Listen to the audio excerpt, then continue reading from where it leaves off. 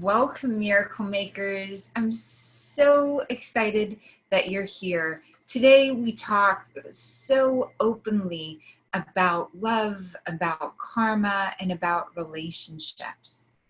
The place that I'm sitting is my Marina Del Rey office.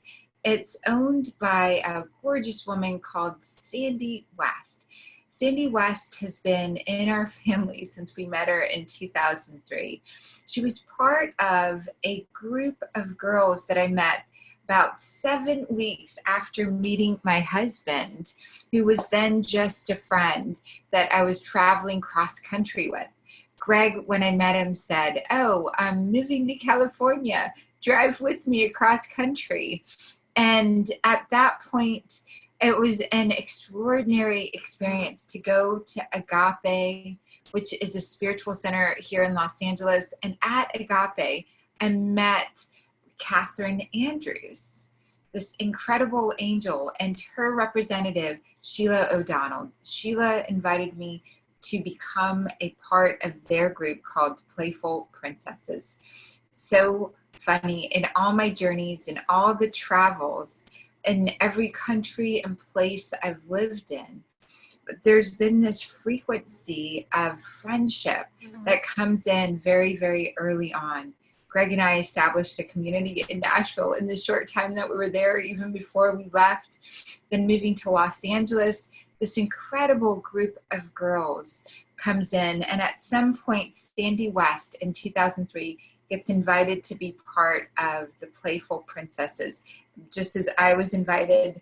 And since then, we've been doing incredible work in Creative Chakra Spa. Greg, in fact, painted my actual physical place that I do energy work and do all of the readings and healings. This area we call the tea room, or we just do a lot of conversations and a lot of growth work, community work in the tea room. Next door, energy work, energy healing, a lot of the readings and the consults. And so what does this have to do with relationships? When I met Catherine Andrews in the parking lot of Agape, her incredible art, her incredible vision, I had seen previously in my dreams. It stopped me in my tracks. The conversation that ensued led me to connect deeply with a group of girls that I'm still great friends with. We help each other, we support each other, we financially even take care of one another. It's an extraordinary gift, really, truly, to get. You don't just have the family that you're born with, you have a karmic family. Without this group of girlfriends, I don't know if the relationship that Greg and I have would quite be the same. They were his biggest fans and still are, along with just the way that he shows up. They help me understand him and him understand me. Getting this karmic family. We've now extended the Playful Princesses, the Personal Development Group, the Happy as Humanly Possible group, into this international group called Miracle Makers Academy. And Miracle Makers love to do the most that we can do for one another. We love to connect deeply and understand what's possible through science, through ancient wisdom, through fully connecting the invisible field. I struggle with the word invisible because I see it, but it's often labeled invisible, this invisible field with all of the tools that have been gifted to us. Napoleon Hill, used to say this prayer: let me use wisely what has been given. And so I'm so excited for Miracle Makers, for you to know how to use more wisely what you have been given in Miracle Makers Academy, within this class on karma and relationships and how to expand your understanding of this wisdom that's been spoken about from the ages. This is why I do what I do, is I know we're one, and being with you, facilitating you having the best life possible, makes it possible for everyone going forward. Baby, what would you add?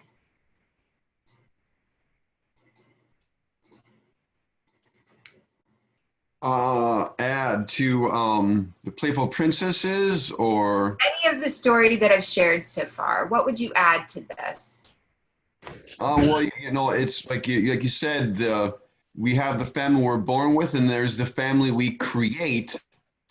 And specifically, talking about karma, a way to generate positive karma, in my view, is to really generate a positive, supportive community to support you on your journey of, creating the most magical, miraculous life possible. Creating the most miraculous life possible. And what I love is there are ancient ways in which to say karma. A friend and miracle maker yesterday from Ethiopian origin clearly stated karma in her culture has never, the language has never been associated with something negative.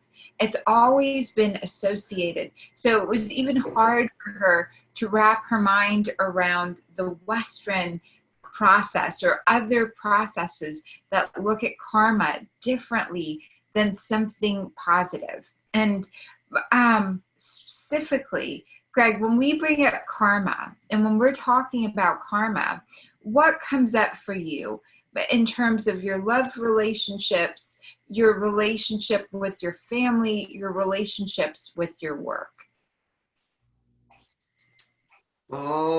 That's a great question. And I would love to hear, what your definition of karma is. I looked it up a little bit before we jumped on the call, and it's, I guess it can be more, trying to break it down to its basic element, it's cause and effect, or it's one definition I read was just, a deed.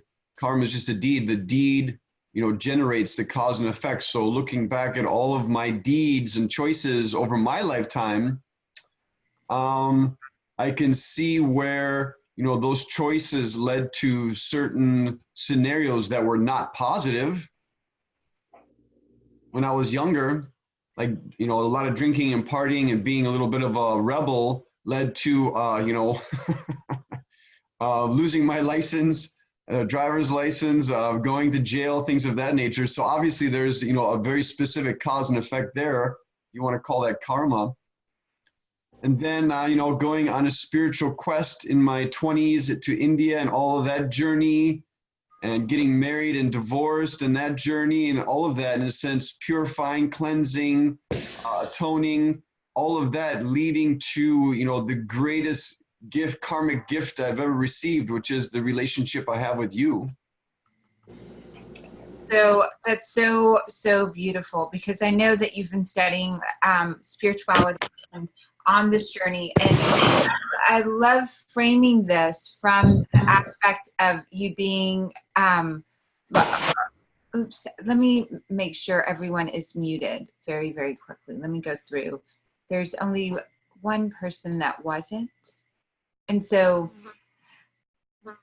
on this journey from being in love with and growing a family together, we started last week with the story of our relationship. And for me, our relationship is God ordained. It's funny to say it that way, but God said, spend time with this one. And so for me, that cultivated space of service inside my heart, that cultivated space of being able to hear and connect with source, with love, with the field, what I call the field. I recall, I stopped counting how many deliveries after the 300th baby, 300 babies in the field in India. That was the requirement for the non-government organization and for some of the medical classes and medical procedures. So I stopped counting after 300. And I realized later that, wow, I didn't have one difficult birth. I don't mean difficult from the standpoint that it wasn't a lot of work. I mean, there was a communication happening between the mom's body, the baby's bodies, the babies, sometimes it was more than one bodies, and myself and the field. Because there was an energy there, and because there was ideal communication and putting into language in service to the baby that was in control, in service to the mom that was, her body knew what to do, and in service to God, source, love, universe, whatever you might call that, a young doctor, medical student, researcher could deliver 300 babies in the flow, not diseased, not with forceps, not forced or C-section, right? That's a miracle in itself. It's a miracle. When, by the time I got to Greg, I cultivated that voice inside myself so deeply. And even though he didn't look like on the outside what I ever imagined the man that I might marry would look like, by the time we got married, by the time he proposed, he looked just like the picture that I'd drawn in 9th grade. He looked just like the note cards that I'd written out when I was studying in medical school. I wrote note cards to go into my memorization packet. And I would always pull them out and put them into the next packet for the test that I was studying. And they would be love notes from my beloved. And my beloved would say, "Thank you for waiting for me. I'm so grateful." And love notes that I'd written back. And they gave me the energy to pass the test, to complete the task back in medical school. By the time I got out of medical school and was working, I grew a habit of saying I didn't want to hurt anyone. And the truth was, I think for me, when I look back, that if anyone knew my history or knew my behavioral rage, or if they really knew me, my thought was they would leave me. And so I grew a defense mechanism to say, oh, I want to be the Mother Teresa of medicine. I'm never going to get married. I would tell guys that were interested, I can only offer friendship. Part of it, even though deep down from the time I was a child, I longed for a family, I longed for a love relationship, and I longed to belong to a community. So funny. Yesterday's class, and I hope you'll go watch it, one of the questions that was asked is, if you don't feel like you belong to your family, what if you feel like the family of origin that you were given to was you're the alien, or you're the weird one, or somehow they're all round and you're square, or they're all square and you're round? And we answered that question in the karma class yesterday on wellness.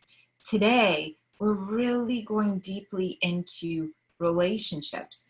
I knew and I heard God's voice say, spend time with Greg. Spend time. And so it took me 7 years after marriage to really feel the love vibration in my heart, in my body, in that sensation. It's so amazing to kind of share that. And even though I catch glimpses of, and I understand what it means for me over time, what it means for me over time is we continue to create something greater than myself in service. And I know that's a connection to God. I know but absolute pure love for everyone exists, but that eros love. It's so interesting that in India there are, or in Sanskrit, there's 96 literal meanings that can be given to different types of love. And so this love, that soul mate, karmic connection, energy, the explanation of going backwards in times and forwards in time together happens when Greg and I make love. It's like, it's there. We get timeless. We get into the space together, and in the physical body, in my emotional body. And I share this for you so that no matter what relationship you're in, right? Whatever stage in whatever relationship you're in, you can fully understand that your systems are connected to oneness. So in my emotional body, I can be a thermometer, right? In my physical body, Greg and I make love, we're in oneness. It's backwards and forwards, a time before time. In my emotional body, I don't want to be a thermostat. I want to actually be the one causing the temperature, right? But sometimes I wind up being the thermostat in the emotional body and responding based on circumstances, the temperature between us. In my mental body, and my mental body is all of the agreements that Greg and I made, all of the agreements we continue to make as we grow in service. In my spiritual body is this love for everyone, absolute, no specialness. Like A Course in Miracles teaches, it says you've got to get the specialness out of individualized relationships. You've got to love everyone as a child playfully, and as love, as source. To arrive there is to create heaven on earth, and to create that cause from the beginning. I want to say all of this another way. The science of karma plays out so beautifully in every one of your relationships. And every relationship that you're having is the one you're having with yourself, including your relationship with your spouse. And you've got 144 communicating parts of your body that actually have their own intelligence, have their own systems, and each of those systems is connected first to the field. Then it's connected to your mental and emotional bodies, and it causes the physical experiences that you're having. I want to say all of that another way.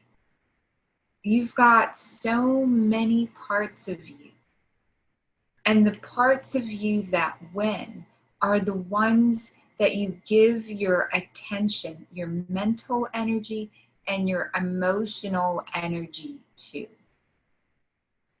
And the energy of karma, this energy of this language, we're going to define that out. You've heard my side of the story, right? In this love relationship, my Eastern perspective, the girlfriends. I'd love for you to hear the Western Minnesota masculine perspective that comes through. So, baby, go ahead and share from here. What comes through? Well, I just want to say you are so sexy when you're sharing your wisdom and your truth and your light. It is really a turn on. So thank you for sharing your truth and your wisdom and your knowledge. It's very, very sexy. Oh, you're welcome. Right. How can I respond to that? Well, yeah, go for it. Well, there is, like you said, you even had to rephrase that. Let me share it because it was so profound and deep what you were sharing there, and there's so much to unpack within this, because ultimately what the goal is, or what you want to get to, is, you know, kind of like a clean slate, so you can proactively, consciously create the journey going forward. And so, especially in a relationship, it's easy to, be mired in a sense in the past, or held down, or recreate the past over and over again, because the ego, it has that ammunition. And in a relationship, as you're in that dance, it's so easy for the ego to say, ha, but remember when, or ha, you did this, or ha, so it's like, it's a very challenging dynamic to be in. So if you can learn what's being taught today, and understand how, the ego and uses karma, in a sense, to justify and to one up, and to position itself, and understand that, so you can transcend that and enter this space of creating the miraculous in the relationship as you move forward. Whatever karma you brought to this point is there, because just simply you're unconscious or unaware. And so, but once you become aware, and once you understand what you can do consciously and proactively, co-creating with God the future you want, then the relationship can, evolve into, this beautiful mirror, this space of I can't create, the what we experience when we're making love, I can't create by myself. I have to co-create that with Sarah. And that is such a profound, deep, transmuting, tasting the divine experience, that I want to, eliminate and negate and to forgive and cleanse any bad karma, or any karma, in a sense, that's keeping that experience from being as blissful and an experience of oneness as it can possibly be. Awesome. Thank you for that share. That's so beautiful. And this is for the men and women in the group. I want to share a story that came up at dinner, right, the other night. And a story of a deep understanding of what we're doing collectively in the human world. So I'm going to stop the recording here and start another one.